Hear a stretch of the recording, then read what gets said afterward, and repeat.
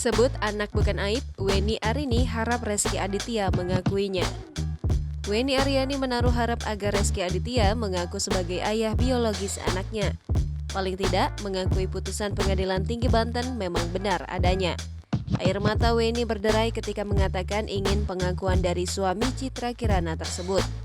Meski begitu, Weni bersyukur bahwa masalahnya menemukan titik terang setelah ada putusan dari Pengadilan Tinggi Banten.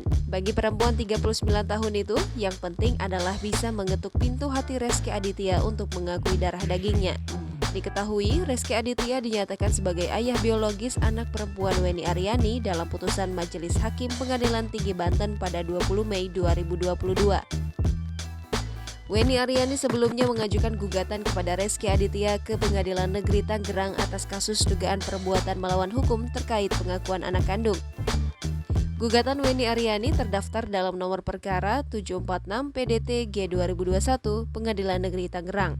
Namun dalam putusannya, Majelis Hakim Pengadilan Negeri Tangerang menolak gugatan Weni Aryani. Hingga akhirnya, Weni Aryani dan kuasa hukumnya mengajukan banding ke Pengadilan Tinggi Banten. Pihak Weni Aryani juga meminta Reski Aditya melakukan tes DNA.